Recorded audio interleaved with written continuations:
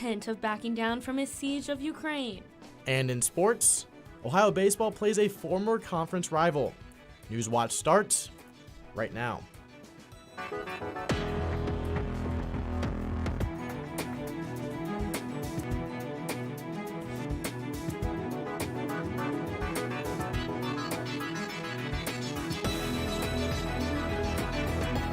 Good evening, I'm Nick Veland. And I'm Lexi Lepoff. Welcome to Newswatch, your source for news impacting southeastern Ohio.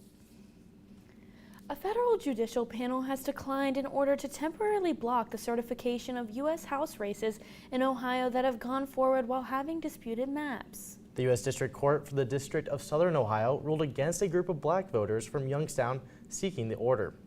The group of voters claims the maps being used for the primary disenfranchise black voters in Ohio.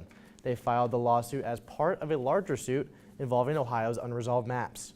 In the ruling, the three-judge panel told the group of voters they must litigate their issues separately.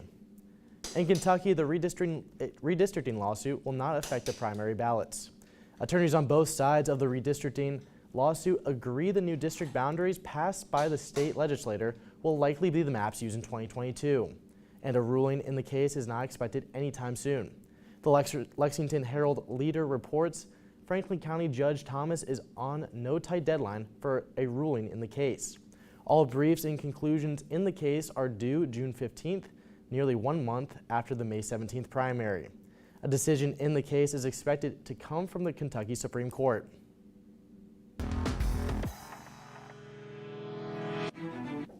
We saw quiet weather today as a warm front moved through. We did climbing temperature today as we reached the low 70s. Right now in Athens, it's around 69 degrees. We still have overcast skies. As we head through tonight, we're still going to see those overcast skies, so we're not going to see much of a decrease in temperature. So we're going to see mild temperatures, including the rest of the region, where Lancaster and Zanesville are up to around 70 degrees right now, including Newark is up to around 72. As we even look across to Parkersburg, it's also around 70 degrees. And we're going to be seeing cloudy skies again throughout the night. And looking at our radar right now, it's going to be remaining really quiet through the evening. And we're not going to be expecting any precipitation even through tomorrow, but still we will see thunderstorms move in overnight tomorrow. But for tonight, we're going to be heading down to around 59 degrees. And again, later on in my full forecast, we'll talk about a powerful cold front moving through. But for now, back to Nick. A vehicle has been identified in the ongoing investigation into the shooting today in New York. New York police have found an unoccupied U-Haul van in Brooklyn matching the description and license plate of the vehicle used in the attack. Police are closing off a 4-mile stretch of a street nearby the scene and closing business until the bomb squad and specialized emergency services unit arrive. A law enforcement official wasn't authorized to discuss the investigation, but did comment on the anonymity of the suspect. The shooter, donning a gas mask and construction vest, set off a smoke canister and opened fire on a subway train this morning. Gloria Pezimo is on the ground in Brooklyn with the latest. Chaos erupting on a New York subway train. People cover their faces and panic as smoke begins to fill the car. As soon as the smoke flared up, it started to engulf everything. A shooter donning a gas mask deployed a smoke canister on a Brooklyn subway Tuesday morning, wounding multiple people with gunfire. There was blood on the floor. There was a lot of blood trailing on the floor. And at the time, in the moment, I did not think that it was a shooting because it sounded like fireworks. All I saw were people trampling each other, trampling over each other, trying to get through to the door, which was locked, and there was just a lot of panic. Investigators say there is no known motive for the shooting at this time. That there are currently no known explosive devices on our subway trains, and this is not being investigated as an act of terrorism at this time. We can also report that although this was a violent incident, reportedly we have no one with life-threatening injuries as a result of this case. In New York, I'm Gloria Pazmino. The jury in the trial of Dr. William Husel will continue deliberations tomorrow morning. Jury members began deliberations today after Franklin County Judge Michael Holbrook denied a request from the defense to declare a mistrial. Husel is accused of ordering excessive painkillers for 14 patients in the Columbus area Mount Carmel health system. Husel has pleaded not guilty and says he was providing comfort care for dying patients. Prosecutors say that Husel ordering such high dosages of painkillers for non-surgical situations indicates an intent to end lives. Ohio has ramped up its efforts to detect contraband in prisons. The prisons agency is using a variety of new tech as a part of its efforts, utilizing everything from new X-ray scanners to anti-drone technology as a way to address the spike in drugs and other illicit goods entering prisons. The contraband problem was called to attention last month when a woman was arrested on suspicion of helping smuggle hundreds of drug-soaked paper into at least 5 Ohio prisons. The director of the department says anti-contraband measure is aimed at anyone who enters prisons. Some Ohioans could soon lose their Medicaid benefits. The COVID-19 public health emergency declared by the federal government in January of 2020 is set to expire this Saturday. However, the emergency is expected to be extended. The eventual emergency expiration will see an estimated 300,000 of Ohioans on Medicaid during the pandemic lose their benefits, a majority of these recipients being children. Those currently on Medicaid will be given a 2 to 3 month notice before the health emergency expires. As Vladimir Putin vows to continue his efforts in Ukraine, back home, President Biden is helping to ease resulting economy effects. And Americans will be able to buy ethanol gas this summer. These stories and more when Newswatch returns.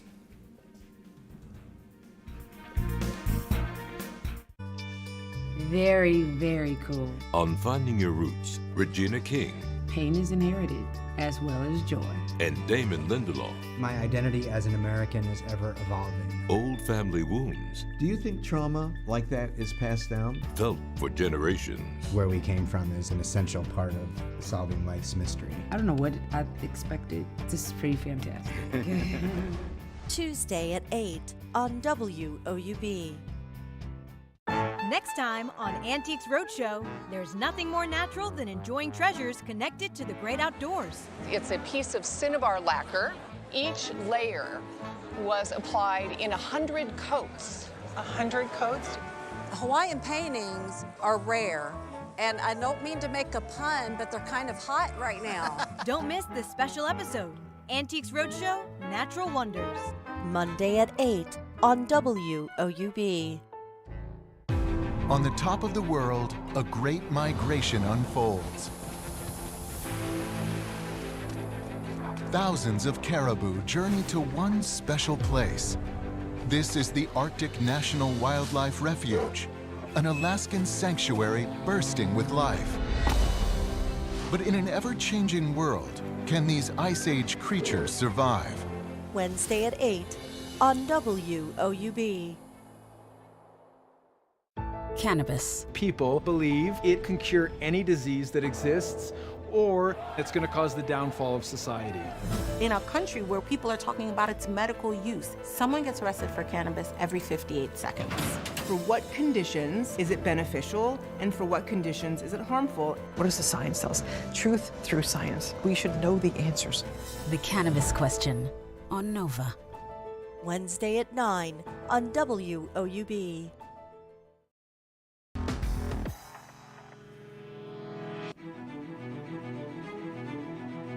The embargo on Russia is causing gas prices to rise once again.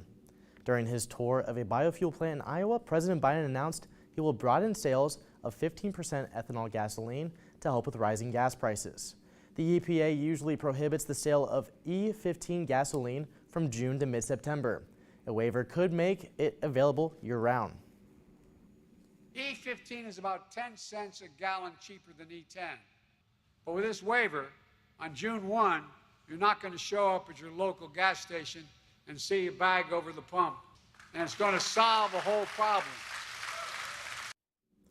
This announcement comes as a crude oil prices soared back above $100 a barrel today. This as OPEC slashed its forecast for this year's Russian oil production. The multinational organization blames the loss of Russian oil supply in part on the penalties imposed on Moscow because of the invasion of Ukraine. Some also worry China could be easing its COVID-19 lockdowns, which would affect the global demand for energy. OPEC did upgrade its U.S. oil production projection this year, but the additional oil coming from the U.S. does not equal what could be slashed from Russia's production. In fact, the extra U.S. oil is expected to be less than half the amount of barrels forecasted to be cut from Russia's output. Should hinge on whether a dictator declares war and commits genocide in half a world away. To help deal with this Putin price hike, I've authorized the release of 1 million barrels per day for the next 6 months from our Strategic Petroleum Reserve. A Ukrainian military official says as many as 22,000 people may have died in Mariupol. The latest estimate, as Mariupol remains surrounded and under siege by Russian forces. Meantime, Russian President Vladimir Putin says peace talks with Ukraine are at a dead end as new reports of rape and sexual violence against Ukrainian women and children surface. Mike Valerio breaks down the latest. As Russian tanks move through Mariupol, smoke billowing above the ruins, a Ukrainian military official now says up to 22,000 people may have died in the city. Those who survived described their homes turned into a hellscape. All the buildings, including ours, our 9-story building, and all the buildings were destroyed or had holes in them. There were dead bodies in the streets. You've seen the images yourself. You've seen the devastation that Russian airstrikes have wrought on Mariupol and the city. But our assessment is that the Ukrainians are still fighting for it.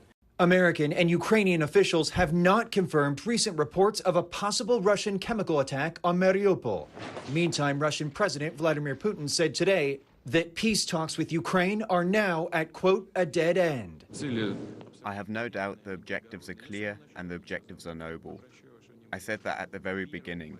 I draw your attention to the fact that in my very first speech, in my address to the nation and the army, I stated the objectives. Those objectives, Putin suggested, are now narrowed to focus on the Donbas region, rather than occupying all of Ukraine.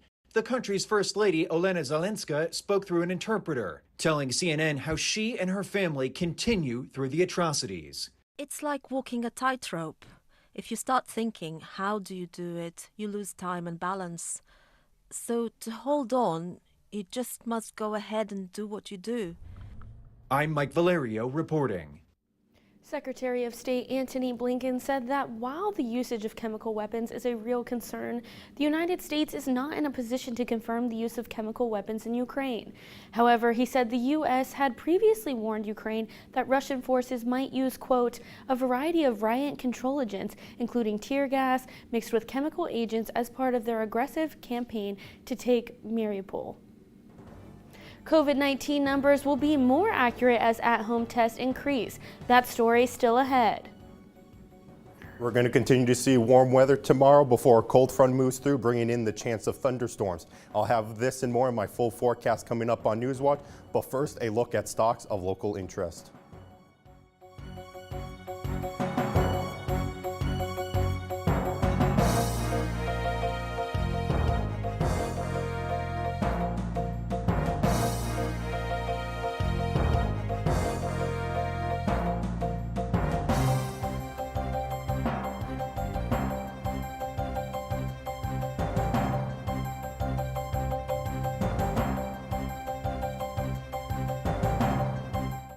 The normal things that you lose when you go to jail is everything. More than 70 million Americans have an arrest or criminal record. It screws up finding a job and finding a house. They say you're rehabilitated. The world don't know that.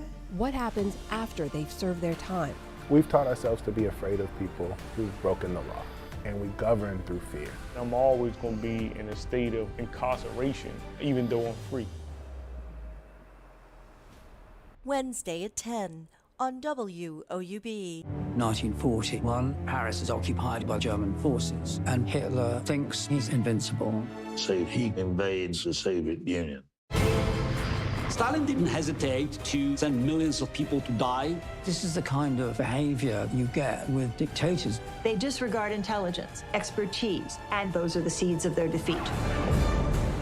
Rise of the Nazis, Dictators at War. Premieres Tuesday, April 12th on PBS and the PBS app.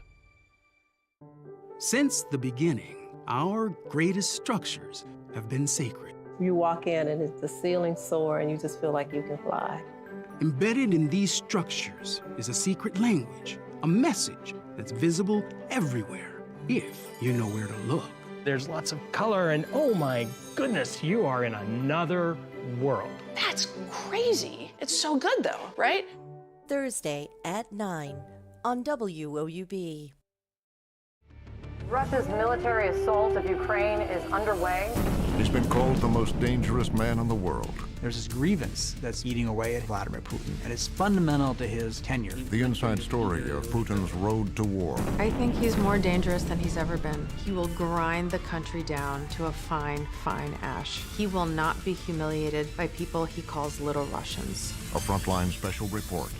Tuesday at 10 on WOUB.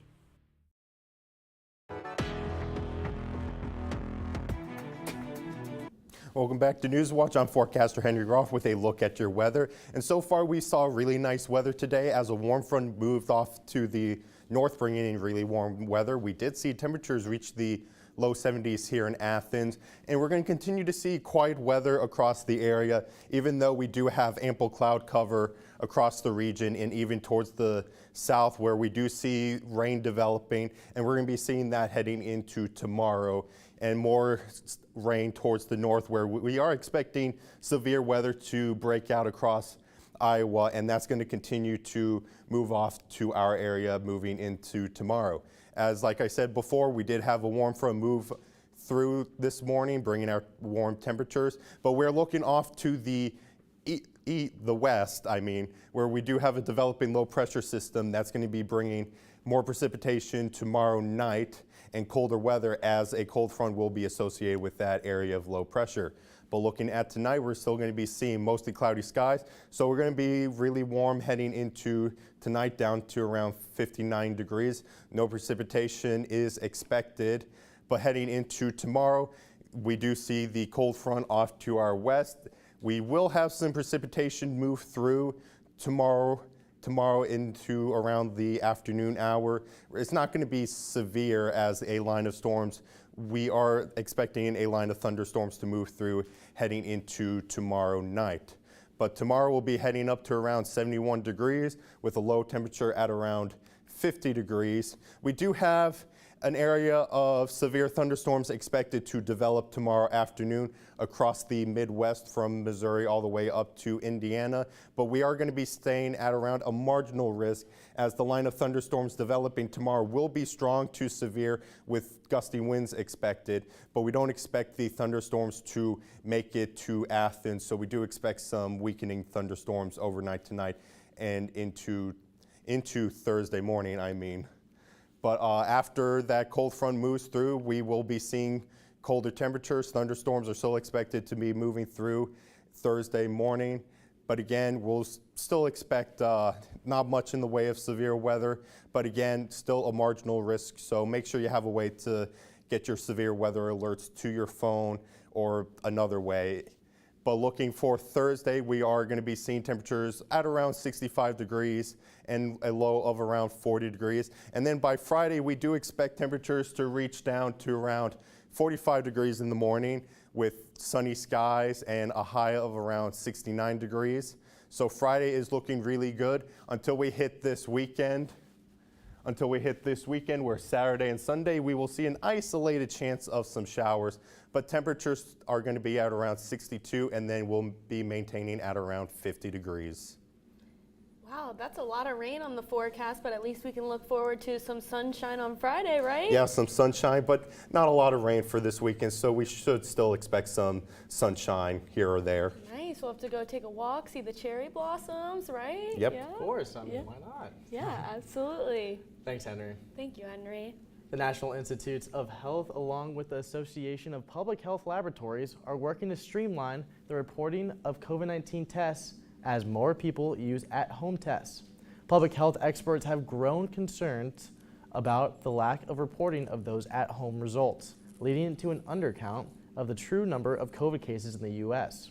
The goal is to improve the reporting of COVID-19 test results between at-home test manufacturers and public health authorities.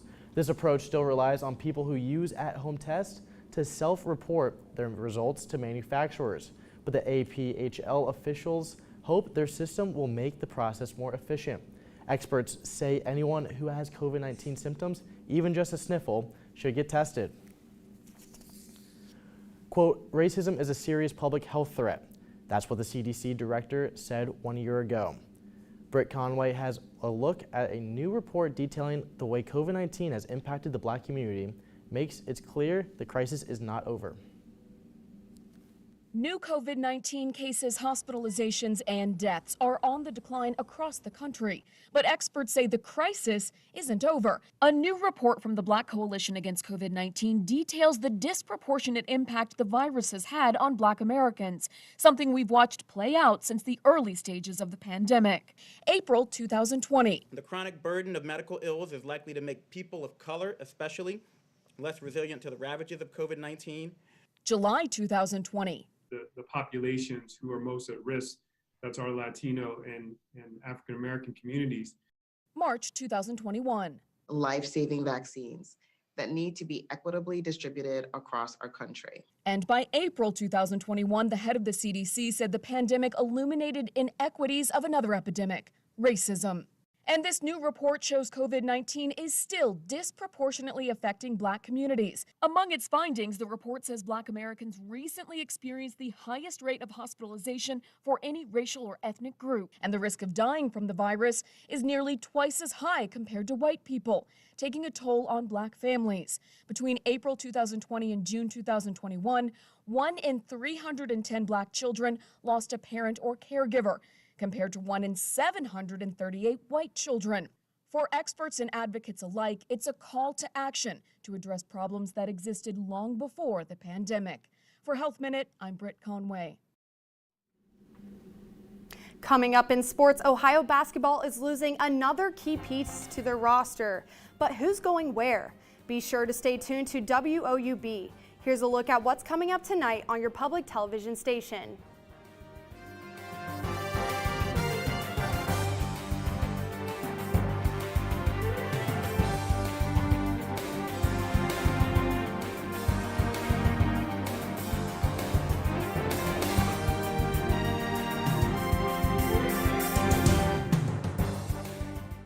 The normal things that you lose when you go to jail is everything. More than 70 million Americans have an arrest or criminal record. It screws up finding a job and finding a house. They say you're rehabilitated. The world don't know that. What happens after they've served their time? We've taught ourselves to be afraid of people who've broken the law, and we govern through fear. I'm always going to be in a state of incarceration, even though I'm free. Wednesday at 10 on WOUB. On Icon. It's visual, it's audio, it's art. With Abbey Road, Sgt. Pepper, Definitely Maybe, Morning Glory, you've got these visual connections. That 12-inch square was a lovely art piece. I see music as much as I hear it. Blue Note celebrated African-American culture. Kind of did like that. And I was like, oh no, come on, that's it. It's more than just a photograph, it's a work of art. Saturday at 9 on WOUB.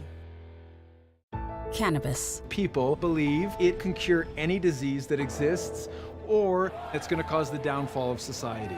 In a country where people are talking about its medical use, someone gets arrested for cannabis every 58 seconds.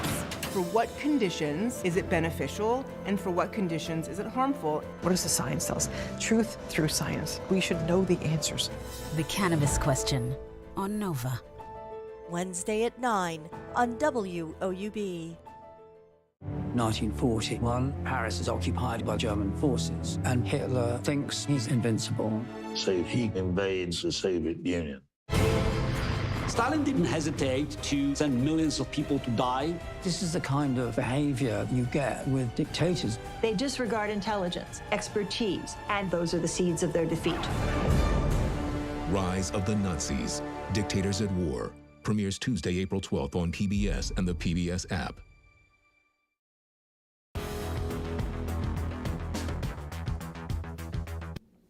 Happy Tuesday, everybody. I'm Reese Thompson. Ohio baseball dropped one today after former MAC rival Marshall 10-3. It was an offensive battle in Huntington as the teams combined for 6 runs in the first 3 innings, but the Herd kept the momentum, exploding for 10 runs on the day. Jordan Billups led the way for the Herd, going 4 for 4 with 2 big flies and driving in 4. Luke Edwards also got in on the action for Marshall, going 2 for 4 with 2 RBIs. A.J. Roush provided the offense for Ohio, driving in a run with a sacrifice fly. Ohio has now dropped 6 of their last 8 games as they continue to struggle in the month of April. The Bobcats dropped to 2 games below 500 at 13-15. As Ohio baseball struggles, the Ohio softball team is climbing in the MAC standings, leading into a big weekend matchup with the Central Michigan Chippewas. The series will feature the number 2 and 3 teams in the MAC after the Bobcats' dominant start in April. Ohio has played its way to a record of 1-2, but still find themselves well behind the scorching Red Hawks. The Bobcats are well positioned for a potential playoff run. The Battle of Ohio between the Cleveland Guardians and Cincinnati Reds start today. It's Cincinnati's first home game after splitting a 4-game series with the reigning World Series champions, the Atlanta Braves. The Guardians are also off to an even start, splitting a 4-game series of their own against the Kansas City Royals. A little Southeast Ohio love before the game started. Athens High alumni and Cincinnati Bengals quarterback Joe Burrow threw out the first pitch. The battle is underway at Great American Ballpark, where the Guardians and Reds are tied 4-4. Former Ohio point guard Mark Sears has transferred to Alabama after averaging nearly 20 points a game last season. Crimson Tide coach Nate Oates announced the signing of Sears, the 6'1" guard who is a 2-time All-Mid-American Conference performer, who is a finalist for the Lou Henson Award given to the nation's top player at a mid-major program. Sears averaged 19.5 points, 6 rebounds, and 4 assists per game last season. A native of Muscle Shoals, Alabama, he shot 41% from three-point range and 89% from the free throw line. The NBA season comes to a close as the Cleveland Cavaliers kick off the postseason with the first play-in game. The Cavs are the first 7th seed in the Eastern Conference matchup with the Brooklyn Nets. It's not a favorable matchup for the Cavs as Nets starters Kyrie Irving and Kevin Durant get back to full strength just in time. The winner tonight moves on to play the 2nd seed in the East, while the loser has one more chance against the winner of the 9 and 10 game tomorrow. Tip is set for 7 p.m. I'm Reese Thompson, and that's it for sports. Back to you, Nick. Thanks, Reese. And good news for people planning to get out in the fresh air this month. In honor of its namesake celebratory week, all national parks are waiving their entry fees on Saturday, April 16th. The National Park Foundation says National Park Week gives people a chance to discover the great outdoors. Camping fees are still in effect for those who want to stay overnight, though. There are 3 other free National Park days later this year. They are August 4th, which is the anniversary of the Great American Outdoors Act, September 24th, National Public Lands Day, and Veterans Day, which falls on November 11th. Now, Henry, what can we expect weather-wise this Saturday? Probably not going to see the best, you're not going to have the best shot on going outside tomorrow, as we do have a chance of rain, but temperatures will be quite high at around 71 degrees, and we'll see low temperature at around 50. We're not expecting any thunderstorms to develop tomorrow, but we will see a line of storms move through tomorrow night into early Thursday morning. And looking at the 7-day forecast, if you want to go outside, best day is going to be on Friday, where we're going to be seeing a high of around 69 and mostly sunny skies before a chance of rain returns for Saturday, and it's going to stick around heading into Tuesday. But that's all for weather over here. I'm going to be handing it back to the desk. Thank you, Henry. And that does it for our broadcast this evening. Thanks for watching. I'm Lexi Lepoff. And I'm Nick Veland. Stay tuned for the PBS NewsHour coming up next. And remember, you can find the latest news anytime at WOUB.org. Have a great night.